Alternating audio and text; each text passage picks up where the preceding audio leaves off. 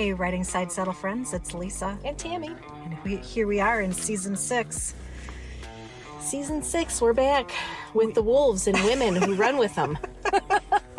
And Clarissa Pinkola Estes, PhD. That's right. As we had mentioned for Season 6, we're really going to be spending a good amount of time in this book. Yeah. As Tammy had said, it's called Women Who Run with the Wolves by Clarissa Pinkola Estes, PhD, and we are on Chapter 2. Right. So we thought for this season, we would do a deep dive into this book because she touches on all the things that we've talked about in our first 5 episodes. Seasons. Seasons, I mean. First 5 seasons, right. And we're just realizing that, honestly, as we're more reading and the more book. as we go. Right. We're like, dude, we've been running with the wolves, or trying to, and we didn't even know it. Right. Like, we got a little howl coming out every now and again. I was going to howl, but I felt like it'd be too much. Nah, it's not too much.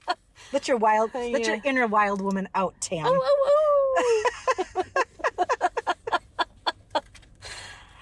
Yeah, so we're on Chapter 2. It reminds me of the Halloween parties that we used to have. Oh, my goodness. And we used to have... The cackle contest? Yeah, we used to have cackle contests and werewolf contests. Oh, yeah, right. That was fun. As to Those were fun parties. Who could cackle and who could howl. Yeah. And those were fun parties. You put out a pretty good cackle. Yeah, well, so did you. Takes one to know one. A good cackler. A little witchy here and there. Right. So this book is hard to read. I mean, we talked about this in the last episode or two. It is a hard read. This is not something that you can read when you're tired and drifting off. It's not entertainment level. It isn't. You don't get caught up in characters or the story theme. Right. And it is, man, this Bluebeard, I mean, Chapter 2 is a Bluebeard, the story of Bluebeard. Yeah. Before I started reading this chapter, I was doing all of the things that she's talking about in this chapter that was not letting me read the chapter. Even when I started the book, I was doing all of the things that would not let me start the book. It is all of the things that we put in our way. I know it would be good for me to read the book, but it's not that fun. It's the deep work that isn't, like, who wants to do that? I'll avoid it if I can. It is, it's so easy to procrastinate. I get it. It's not, I don't want to be in a deep dive every day of my life. That's too hard. Well, lucky we only do this once a week. Right, but this book makes me get there, and I need more than a day to read a chapter because they're long. They're hard. And they're deep, and they're involved. And then I start thinking about things, and, it brings up a lot of stuff. It's the deep work stuff. So I know that that's what's going to happen, and I don't want to go there. I see. So then I don't do it. So it's the constant internal... It's the tricks of your psyche is what's happening. Yes, it's the constant internal struggle. Mm-hmm. It is the, the Bluebeard story about this shiny object looks like more fun. I'd rather look at the shiny object than do this hard work in the dark by myself. Yeah. So it was hard to get into it. Once I started to get into the chapter, though, and I started to see how all of these things apply to my life, to my daughter's lives, to other people that I know and love, to their lives, then I started to be like, oh, so now I know what's happening. Now I know why I'm procrastinating. It's not just that it feels yucky, or it doesn't even feel yucky. It doesn't feel fun. I get it. I see where it's a trick. It's self-sabotage. It's a trick. Don't worry about that. We don't want to go into the deep corners and clear the cobwebs and the dust and all of the things that prevent us from moving forward. Yeah. Because it's too hard. Yeah, right. I don't have time. Fun. I have other responsibilities. This prioritizes higher. I don't want to do it. Right. Interesting. And it's not that fun to do the deep work. No, it hurts. Yeah, it does. It's I don't like it. It's ripping Band-Aids off. Yeah. Right. It's ugly. Right.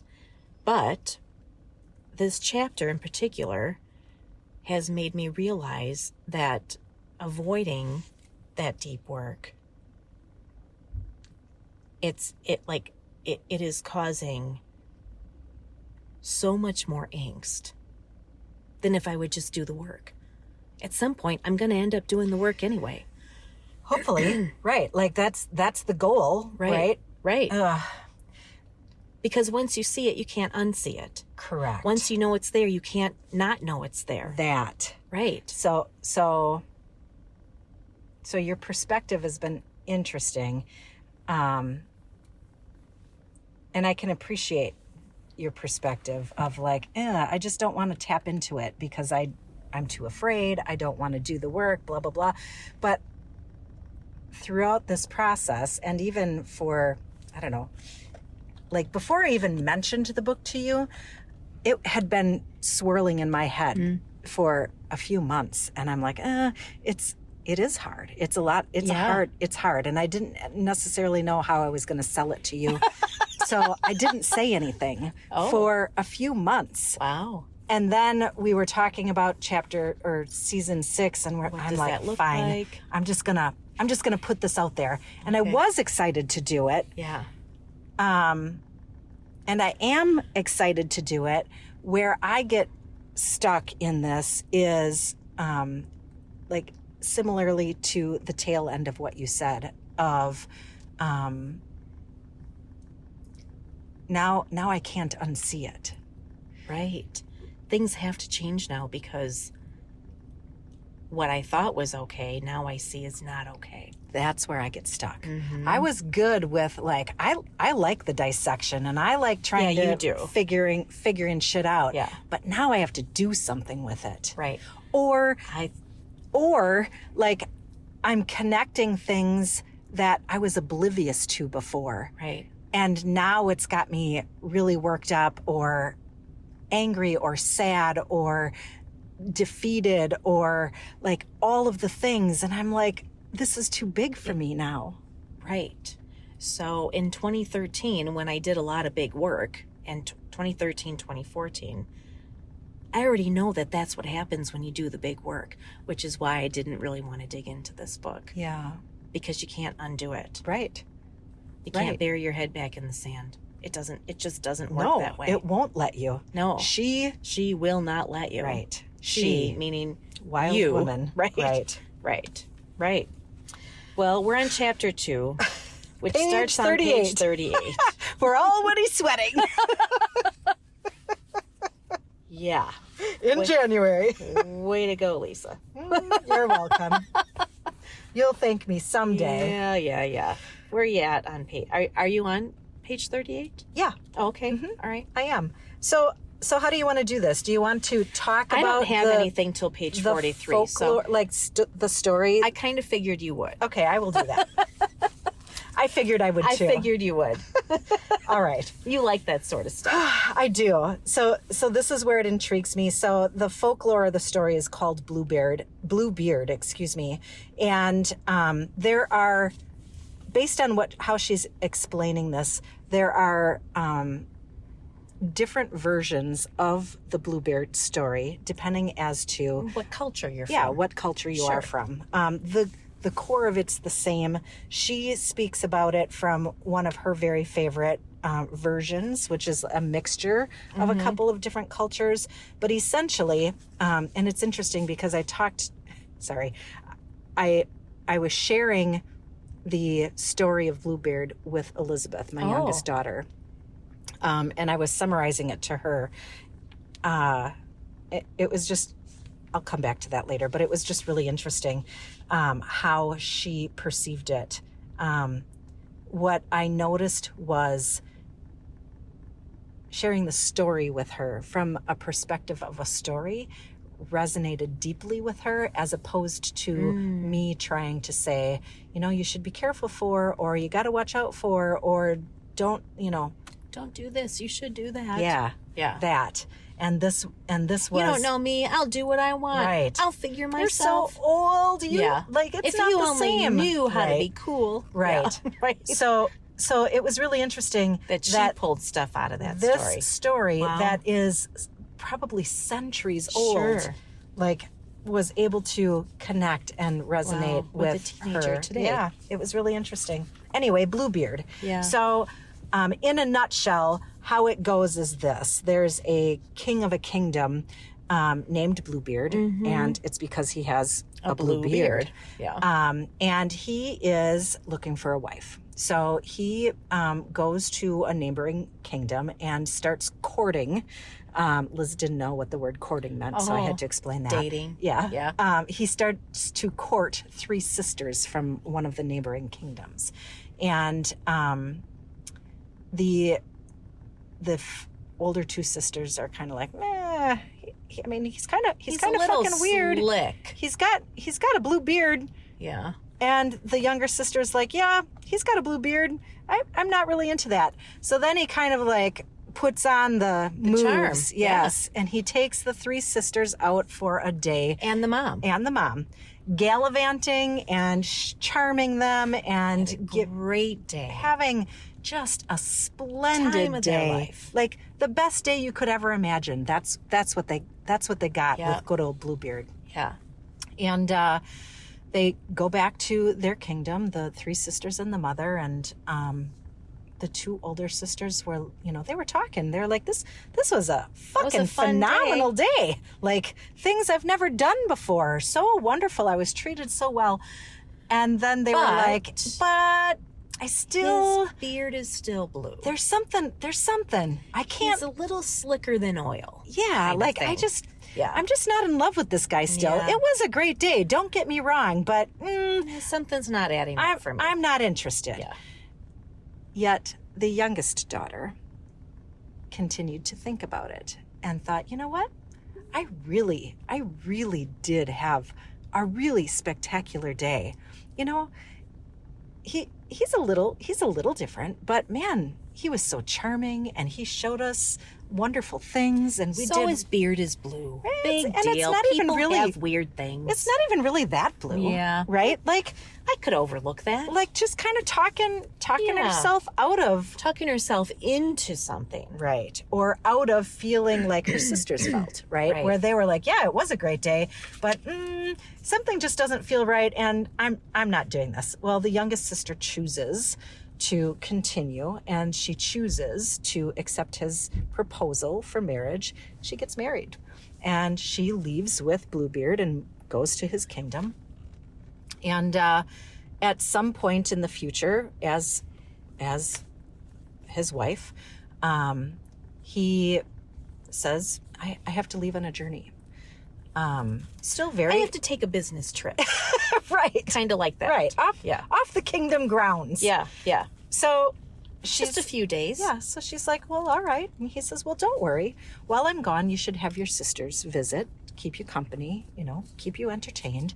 And in fact, you have access to my entire kingdom. Here are the keys to the kingdom. Literally, the Yes. keys to the kingdom. Whatever you need. The cooks, you tell them what you want, they will All the storehouses. give it to you. The storehouses, the money the rooms, vaults, all of whatever you need. Yep. Here are the literal keys to every room in this castle. Right. And- Except. And in the castle, on every wing, there were 100 rooms on every wing. Yep. There's one key though, and he points out the key, and it is a small key. It looks very unique and different from all of the Ornate. other keys. Yeah. You can go into any room you want, except for the one that this key opens. She said, well, all right, I can Done. abide by that. All the food, all the money, all the dresses, all the flash, all You the got gems. it, honey. Yeah. See you when you come back. I don't need that room. Right. Yeah. One little key. Right. So he leaves her with the keychain, Yeah. whatever, the ring of keys, and her sisters come. And they have a glorious time going through, unlocking all of the doors, because they were determined to find out what door does this key open? Well, it became a bit of a game, right? Like, all right, so this is the one forbidden fucking key, and you're telling me that what must be behind the door? I'm not going to wonder what this is about. Now I want to know what's behind all of the doors, including the one I shouldn't know. Yeah. Right. I'll look in all of the other doors just so that I can figure out which one this goes to. Right. And they do. Finally, they find the door that it belongs to. It's in the cellar way at the very end. And in fact, it made some creepy noises to intrigue them even further. And they go and they open the door. And when the door blasts open, it's very dark. They can't quite see inside, but they ultimately figure out that there are skeletons in the closet, essentially. Yeah. In this castaway room that was locked and forbidden to go into, skeletons of all of his previous wives. So shocked, right? Can't believe what's going on here. I've opened something that now I know about it's the can of worms, and I can't unsee it. I can't unsee it or unknow it. However, I'm gonna fucking try, because I wasn't supposed to go into this room to begin with. Maybe he won't know. And now here I am. Well, the key itself is shedding blood, and it is continuing to bleed because the door has been opened and it will not stop. The youngest sister, the wife of Bluebeard, is trying like crazy to get this key to stop shedding blood. With horsehair, she washes it, she hides it in ash, she puts it in her wardrobe, because ultimately she cannot get it to stop bleeding. Right. She's asked for help, nobody can help her, so she decides that she's going to tell her husband that she lost it. Yeah. And she stashes it away in her wardrobe. Well, he comes home. The sisters leaves. He comes home. How was your time while I was away? It was so great, honey. We had so much fun. The money rooms are great. We loved it. How were my vaults? Fantastic, honey. Yeah. Everything was great. Well, I suppose that I'll take my keys back then. Sure. Here you go. Here's your key ring. Except for... Yeah. That one little tiny beautiful key that's bleeding that I hid in my wardrobe and is now made my clothes all bloody. Bluebeard says, what did you do with it? I lost it. I don't know. I lost it. I was writing. She comes up with an excuse. Yeah. He's like, I don't believe that bullshit. Yeah, Try again. I don't know what I did with it. It's just not here. It's just not here. Right? She's trying to create excuses because she's in trouble and she knows she's in trouble. Right. Somehow the one thing I told you not to do. Right. Somehow or another, he figures out that it's in the wardrobe, and he opens the wardrobe, and blood is just gushing. Yeah. Like all of her beautiful dresses. It's full of blood. It's clear and evident. And he knows, because he's had all these wives, their skeletons are in the closet. He knows that this is what happens when you open that door when you're not supposed to. Right, exactly. Yeah. So he gets very, very angry. Yeah. And he tells her, well, now you have to die too. And he drags her down to that closet again. Yep. That's it. I wish you would have just listened to me, because now this is the only option. Right. And she begs and she says, okay, I understand. I have to make my peace with God. Can you give me a quarter of an hour? Right. To make my peace, and then, whatever must happen can happen. Right. I need 15 minutes. Right. To come to my death. Right. So he agrees. Yeah. Fine. You can have 15 minutes. But when it's time, you better be fucking ready. I'll be coming for you. Right. Yeah. So during this period of 15 minutes, she connects with her two older sisters. Yeah. And says, shit, girls. We in trouble. We in big trouble. You gotta help a bitch out. You opened this door. You thought it was a game. Now I'm going to be dead. So, by calling out to her sisters, they are send word to her brothers that she is in dire straits, man. She needs some serious help. So she's begging. She's asking for her sisters. Do you see the brothers? Are they coming? Are they on their way? No, I don't see anything. No. How many minutes do you got left? Because they got a long way to travel. Right. And meanwhile, Bluebeard is bellowing from the bottom of the stairs. He's calling. Get your ass down here. Time to pay the piper. Right. And she calls out to her sisters again. Do you see them? Please tell me you see them. Do you see my brothers? Maybe. Could be a little dust I see. On the horizon? We're not sure. Maybe. You need to stall for a couple more minutes. Right. Third time. Yeah. She calls to her sisters. Are my brothers here? Are my brothers here? I really need them. It's like down to seconds. Now he's pounding up the stairs. Yes. Because that's it. Your time is up. Right. The yelling from the bottom of the stairs didn't work. Now I'm coming to get you. Yep. Yeah. So finally she sees her brothers. Yeah. And they are on their way and making their way towards Bluebeard's castle. And they kill him. They kill him on their sister's behalf, and she survives. Yeah. As a result of that, then the Bluebeard dies, and as part of the folklore, I think like the crows or the vultures come and eat his bones or whatever. They pick his bones clean. The innards and things like that are left for them to pick apart. Right. So he's gone then. So right. And that's kind of the end of it. It right? is. That's the story. Yeah. That's the story of Bluebeard. And then she starts to dissect a bit, and I think that's where things change. By she, you mean Clarissa? Yes, the author. Mm-hmm. Right. So that's when she starts to get into so that story, like that's the art, that's the folklore, that's the poetic stuff.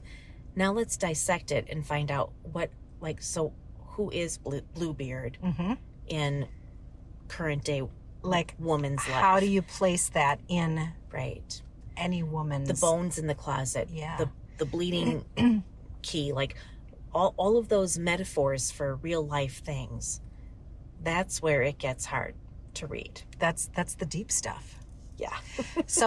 So she likens Bluebeard to what she refers to as the natural predator. Yeah. And the natural predator can take shape in a lot of different ways. She did talk about it from, an external situation perspective. Maybe it's a relationship. Maybe it's a job that is, constricting and confining, too small for you. Perhaps it's, familial expectations or the overculture. So lots of external examples. But I think mostly what impacted me was how she explained that as a part of every person, not just women, but every person, this is an aspect of your inner psyche, this natural predator. Yeah. Right. So she really is talking about this from a woman's perspective. She is. It is not really unique to women, I don't think. I think men have the same natural predator. It's essentially the mechanism that causes you to self-sabotage. Men do it too. Yep. Right? It's not just women. No, I agree. But for purposes of this book, she's really focused on a woman's perspective. And so at the beginning, it's right after the story, where she starts talking about the natural predator.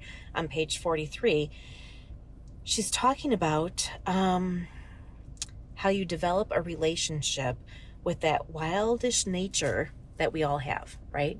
That inner, it's the inner knowing, the part of you that wants to buck the system, getting comfortable with that person. Yeah.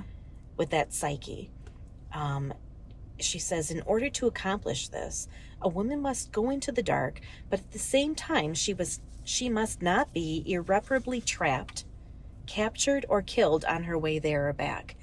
It's almost like you got to be careful. You could go too far with it, right? So there's running from the natural predator, or learning how to avoid or deal with the natural predator.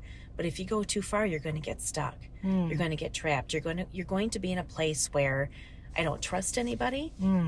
I can't be vulnerable. I can't let people in. I can't trust myself or anybody else. you do have to be careful to not go too far and get stuck there.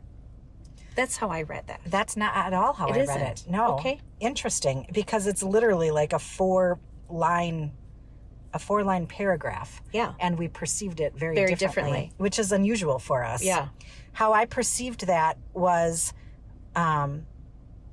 you have to go to the deepest part of your psyche. Yeah. And dig up those bones, right, and really dissect and figure that out. Sure. But this natural predator could entrap or capture or kill you.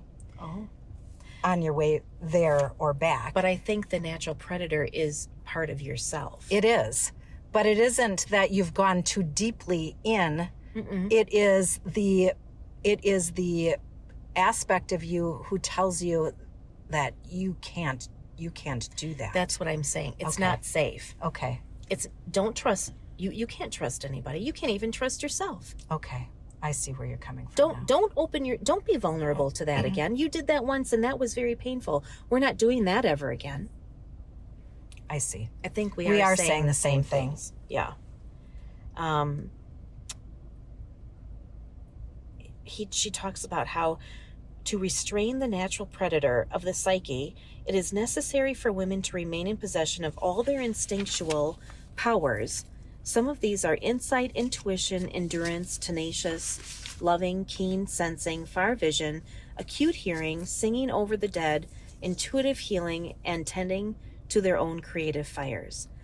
That's how you keep that natural predator at bay. But when you Yes. get to a place and you get stuck in the, I can't trust, I can't think, I can't feel, because none of that worked out for me.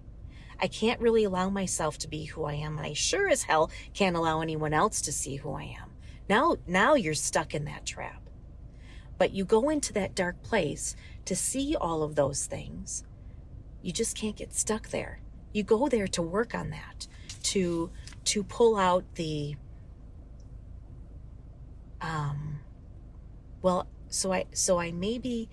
I shouldn't have trusted Bluebeard. I shouldn't have trusted that shiny thing. I should have trusted myself. So you go into that dark place where you can find yourself to trust yourself. But if you get into the dark place and you don't trust yourself, now you're just stuck in the dark place.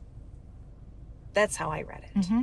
No, I can see that. I think that there are aspects of that. For sure. So what I hear you saying is, as an individual, based on my experience, somebody duped me. I thought that I could trust myself. I got fucking tricked. Yeah. And now I don't have trust in myself anymore. So Right. I have to be very careful as I navigate through that. Right. And my view is different. And I've heard you talk about, just a minute. Let me follow this thought through. Go ahead. I've heard you talk about that before in our episodes of not feeling like you could trust your own thoughts. Sure. That's not something that I resonate with. Like, I've heard you say it before and I'm like, that's just that's very interesting. I don't know that I have ever felt like, well, no, I can't trust myself. Right. And I think that is something differing between the two of us. Where I go with the story through my own lens, right? Because I've had my own experiences and my own views on my experiences, is this Bluebeard is an overarching power, or that part of your psyche that says you can't do this, and I will make sure that you don't do it. As opposed to you can't trust yourself to do that. You could try, but you're gonna fuck that up. I think that last part is a result of Bluebeard saying you can't. Mm-hmm. Well, then you try and you mess it up. Mm-hmm. Now you've got Bluebeard and yourself. Mm-hmm. Right. So in those moments in my life where I have felt like I can't even trust myself, I learned a really hard lesson. If I had done this differently, And I should have known to do it differently. In fact, I did know and I ignored it. That's why I can't trust myself. Not that I don't trust my innate, feelings and my intuition. I knew I shouldn't have done that, but I did it anyway. And I closed my eyes to all of the things that I saw because it was easier for me in that moment to live in that situation, right, in that relationship, in right, that whatever. And it all played out terribly. Now I can't trust myself because I let myself get in that place. Not that I didn't know. I knew. I knew it was a bad idea to be in that relationship with that person. I can remember the first time I got married, I was sobbing. Not because I was overcome with the beauty of the moment. Joy. No. Yeah. Because I knew it was wrong for me. And I didn't know how to get out. And I'm going to go through with it anyway. I already have a baby, a 5-year-old with my husband to be. Yeah. I can't turn my back on this. This is it. This is my life. Right. And I know it's going to end terribly. This is what I did. Like, this is what I did. I'm in too far. I made my bed. Now I'm going to lay in it. I'm in too far. And that's it. And it's going to really suck. And there's nothing I can do but cry and say I do. I knew what I was getting into. I knew in that moment it was wrong for me. It was not a beautiful moment. It was it was like the jail cell, like the runaway train. Absolutely. Yeah. It was the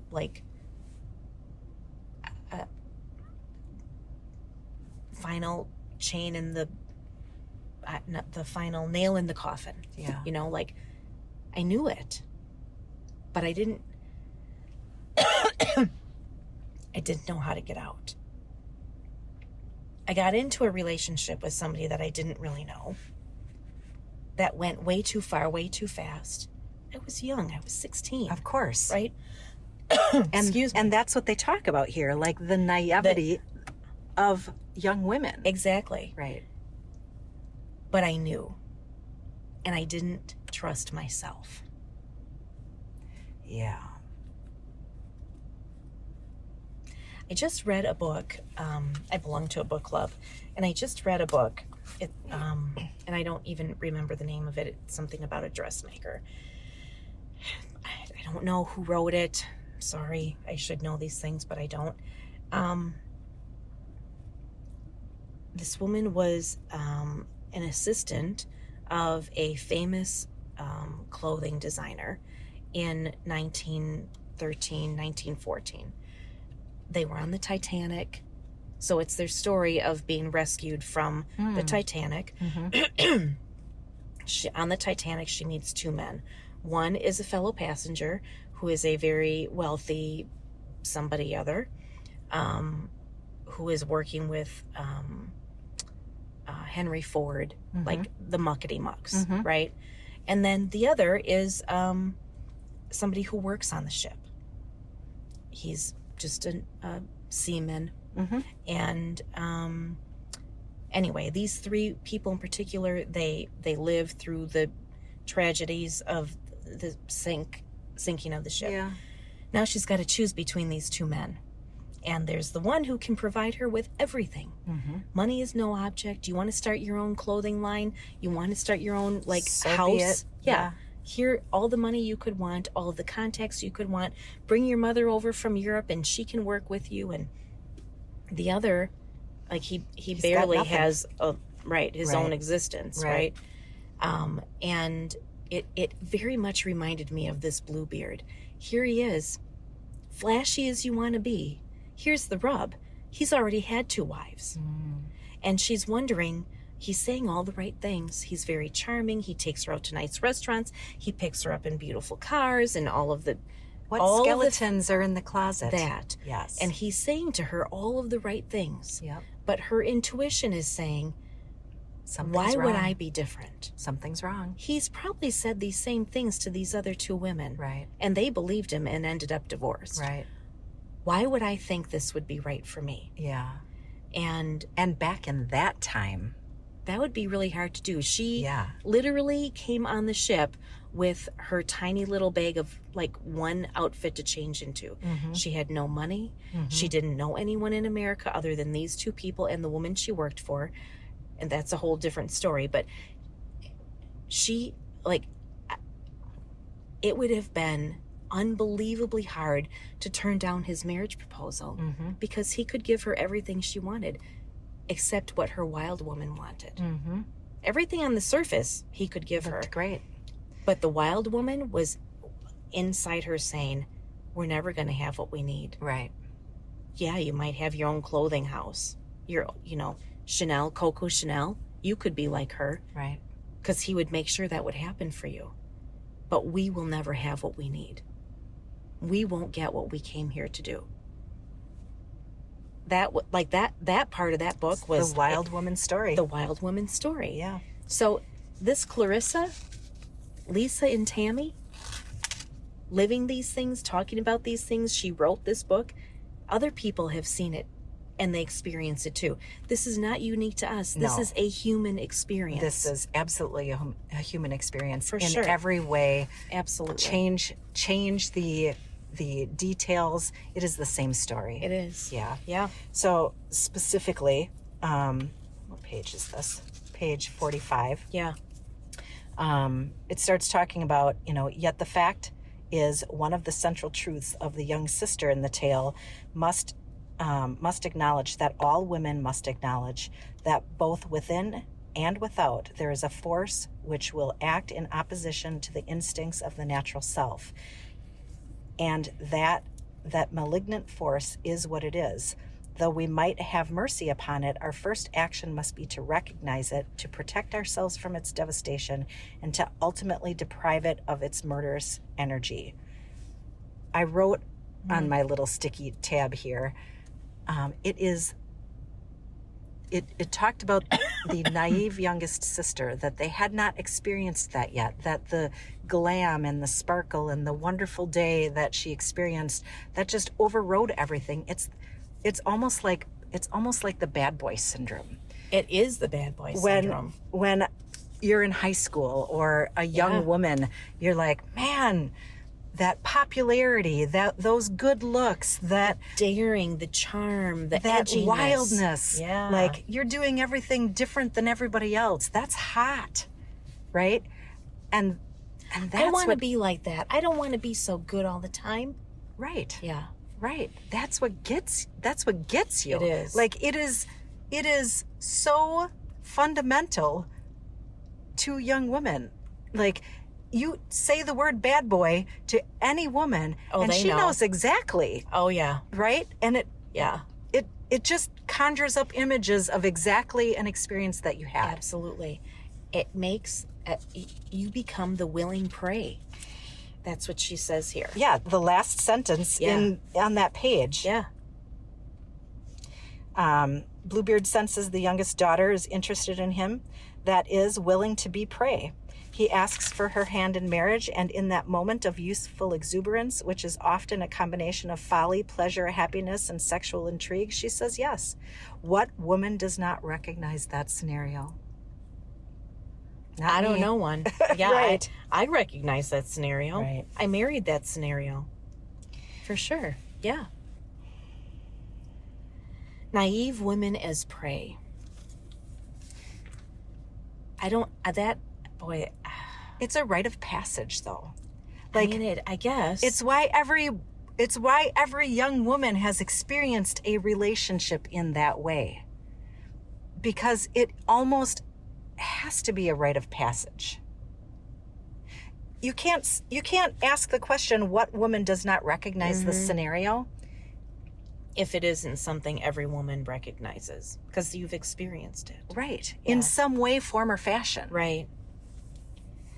The youngest sister represents a creative potential within the psyche, something that is going towards exuberant and fissioning life, but there is a detour as she agrees to become the prize of a vicious man because her instinct to notice and do otherwise are not intact. So that's a skill, right? Like you can't know the stove is hot unless you got burned. Until you get burned. Yeah, right. Because someone telling you it's hot doesn't mean anything, because words don't teach, experience does. Yeah.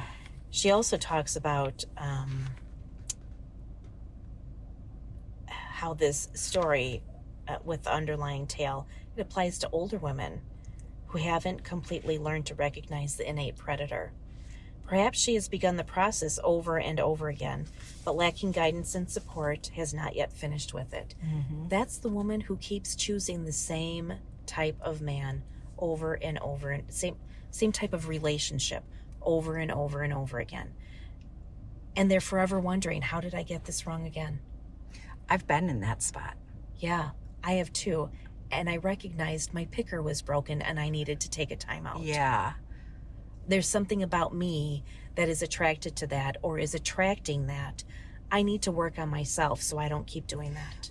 What was interesting is, and this is the naiveness, I guess, of me as a person, because I am a forever optimist. I'm like, it'll be fine. Right. It'll work out.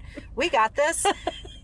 And I knew through my experiences that, well, this particular thing, I know what to look for there. I'm not doing that particular thing.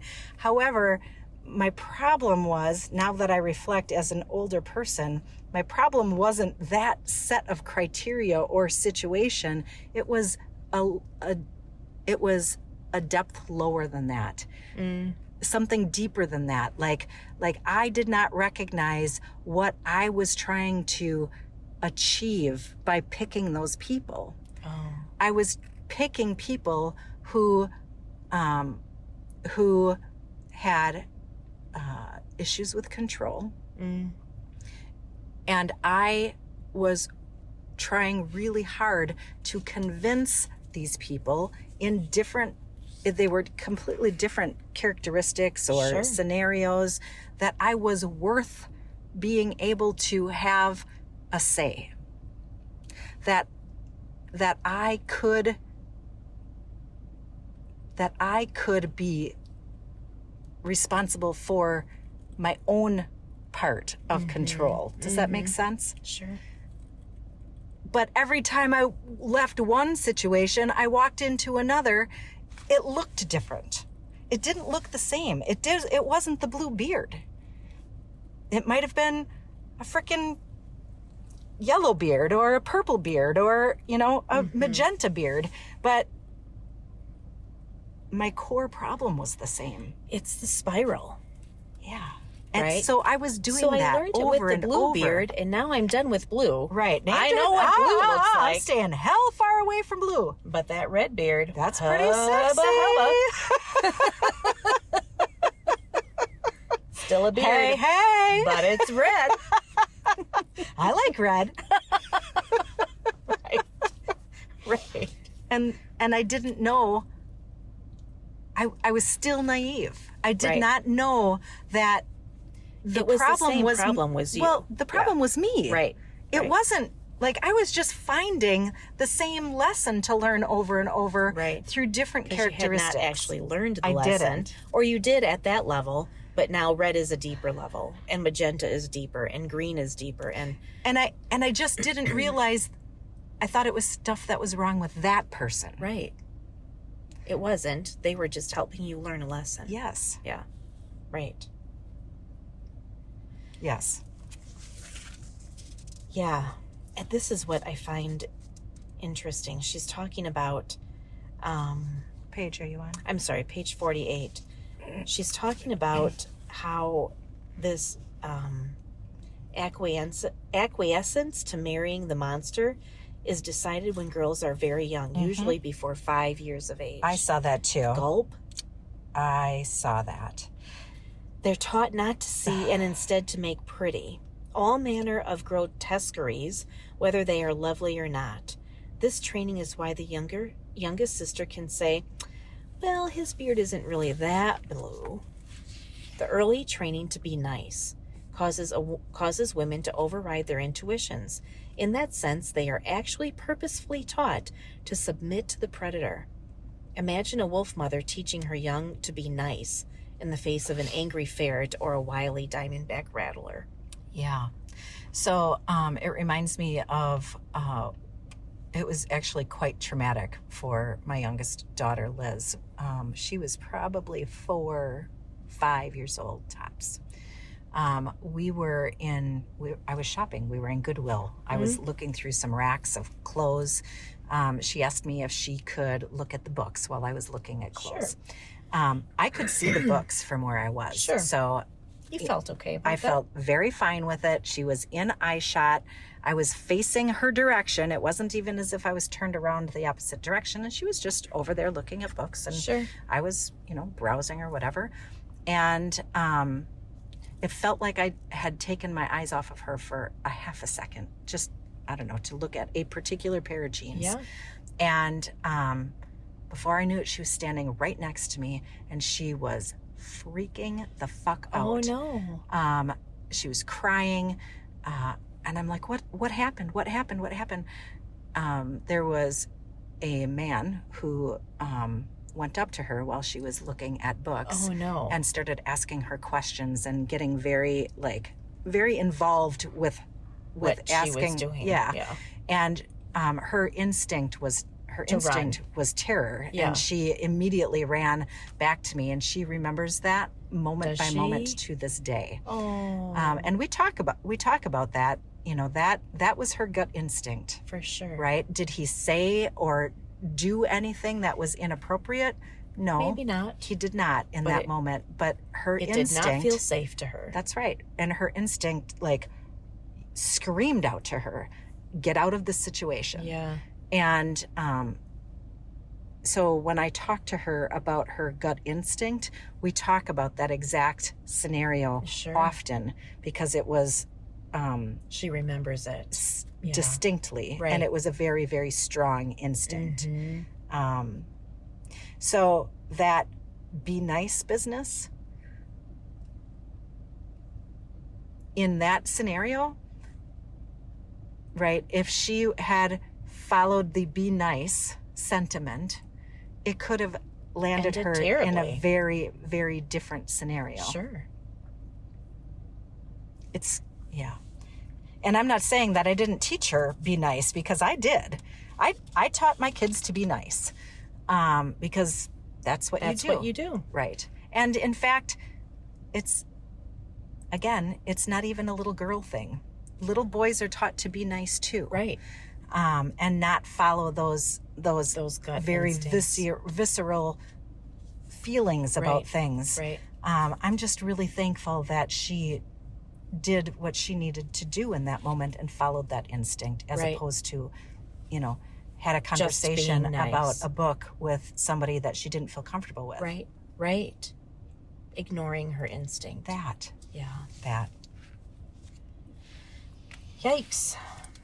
And it could have just been a very kind older gentleman who, could have been. She's this cute little girl. Could have been. And just, if you ask her now, she says no fucking way. I believe what her experience is what it was. Right. And I'm not trying to be like, well, you don't know. No. Maybe he I would have been understand. nice. He could have been very nice. The point is, her intuition said, this doesn't feel right. Get out. Right. Whether he was intending to cause her harm or not is not the point. Right. The point is, her gut instinct said, this doesn't feel good. Right. Get out. Right. And she listened. 100%. Right.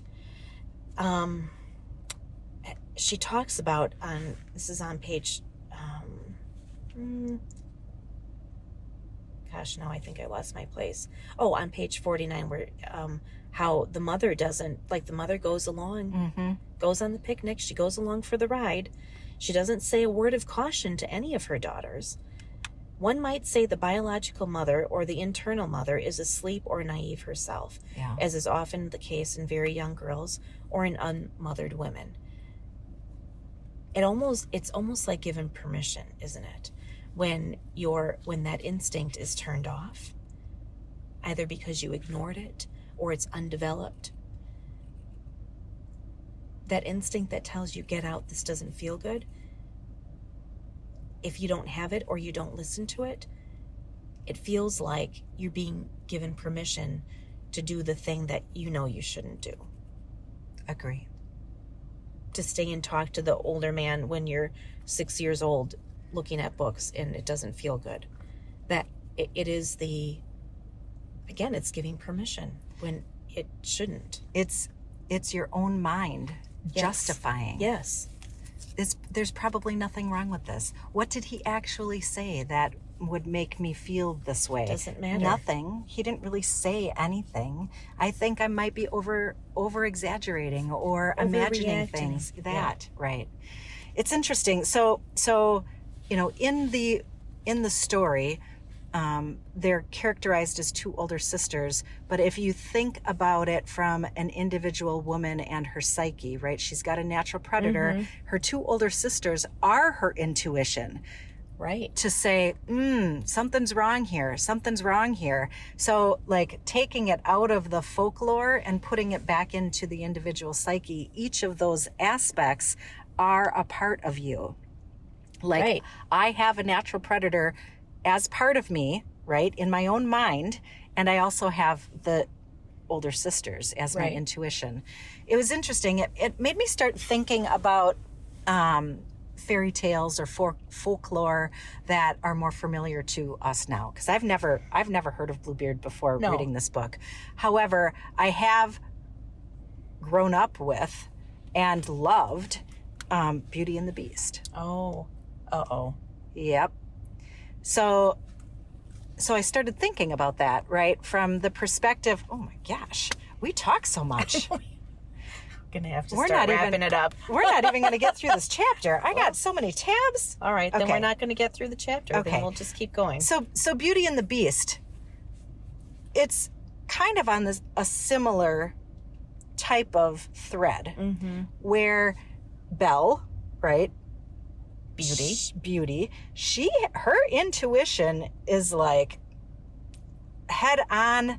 Not interested in lots of things, right? I guessed on. Right. She's the weird one in the village. Right. She reads books for goodness sake. Right. I'm just going to be me, and I don't really give two shits what anybody else in the village thinks. I'm fully invested in being me, but I don't shits like for this the best provincial of you. life. Well, that's true. I don't like the provincial life. I want to get out of this. I want something different. I dream for more. Yes. And I find that joy through the books. Right. So ultimately, long story short, she ends up as being captured by a beast, and she hates it. Like, she's trying like mad to get out, leave. Like, she had to bargain herself to free her father and all of the things, but let she's him there go and take me instead, and she hates it. She hates it. I'm not eating dinner with you. Right. But slowly she lets her guard down, and he wears away at her, and then ultimately she ends up, maybe he's not that bad, falling in love.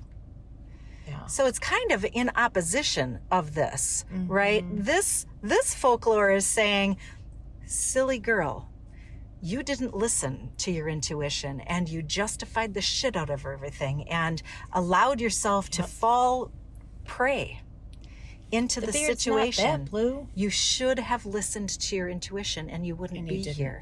See things for what they are, right? Not for what you wish them to be, right? So, but on the other hand, Belle saw things for what they were, and then she was worn down. Yeah. To kind of be like, oh, I mean, this will be okay. This really isn't that bad. I could have dinner. And it's almost like, I guess in my mind, and maybe I'm perceiving this inaccurately, but it's almost saying, don't listen to your intuition. Right. It'll just stick with it. So Mrs. Potts and the wardrobe and Chip, who were saying, be our guest. He's not that bad. The master's not that bad. Really, he isn't. That's they were the natural predators. Yes. Yeah. It's so interesting. It is interesting. I'm certain that somebody else could have a different spin on that and perspective, but through this lens, I'm like, these are in opposition of one another. Mm-hmm. It just, that is interesting. It's something that stood out to me. Yeah. Yeah, gosh, well, we could probably talk about that for another whole episode. I know. So we've gotten 12 pages in. Yeah. Well, the other, I guess, let's wrap it up with this, okay? Okay. You were talking about the book that you had been reading, and I was smiling because I had a sticky note on page 51 to say there are so many movie themes.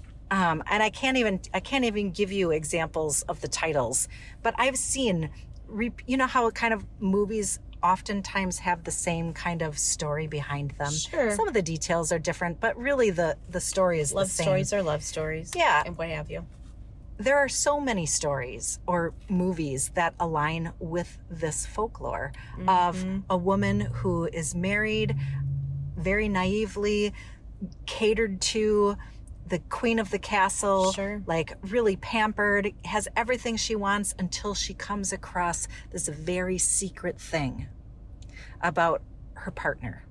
And once she learns this about her partner, She can't unlearn it. she can't unlearn it, and then she becomes And she can't live with it. a victim or prey. And Right. the whole story is surrounding all of the drama around, does he know? I have to keep it hidden that I know, but somehow he figures out that I know, and now I'm in jeopardy, and you know, I may very well fall to be a victim that the last 80 women he was All with, of his, right. like this is a theme for a reason,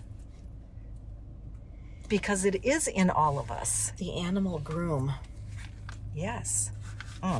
I did some research on that too, so we can't talk about that yet because there's Okay. more to that. Oh, all right. So are you wanting to leave off in the middle of this chapter then? And we'll pick up next time? I think so, Okay. because I got a lot of tabs still. Yeah, I have a lot too. Okay. But you know how I am with tabs. That doesn't mean anything. I'm a little more stingy with tabs, so when I use one, You mean it. it means something. I've started ripping my tabs in like little strips. It looks like too a mouse. expensive. It looks like a mouse was at her book over here. It's too expensive to have whole tabs. Actually, it's because the pages are so thin and the type is so little. One big tab takes up half the page. It does. So That's true. yeah. All right. Okay. We can end. I would like to end with this one thing. Okay. So I remember it was again, I want to say 2013-ish. My whole world had fallen apart. Literally every aspect, every area of my life, it was a complete and total upheaval. And my friend Caroline, hi Caroline, she was making greeting cards at the time for a local gift shop in town, and she came over and she gave me one of her cards, and it had I don't remember exactly what it said on the front. I think the inside was blank, but it had something about a key. And she gave it to me and she said, "You hold the key. I know you're having a really hard time, but you're going to be okay because you hold the key." Yeah. And on page 50, Clarissa says, "There is a way out of all of this, but one must have a key." And it reminded me of Caroline giving me that card and saying, "You hold the key. You'll be okay. You've got some work to do, but you've got the key." That's amazing. Mm-hmm. Thank you, universe, for Right, that. right. What a Yeah, beautiful thread. It was a beautiful gift. Mhm. And it's more than once where I've felt like I'm in a sticky spot and I don't know what I'm going to do or how I'm going to get out of it, or where it's my next move, and I have flashed back to that. It'll be okay because you have the key. I You love that. hold the key. Yeah. It's kind of the Bluebeard story. It is. I don't even know if Caroline knows the Bluebeard story. Right. But you hold the key. Oh, Yeah, that's beautiful. it is beautiful. All right, so we have 25 pages left to go in this chapter. All right. This shit's important. It is important. So this might be a really long season then. We're just going to have to play that by ear. All right. We hold the key. Well, we do. We do. We'll be all right. All right. Okay. So we ended on page 50. Yeah. Okay. That's a nice round number. All right. I'm good I with like that. 50. All right, 50 it is. Stick here for another 11 months or so. Yeah, you just turned 50. All right. All right. Well, till next time then, huh? Yep. We'll sign off. Yep. Okay. Thank you, Todd.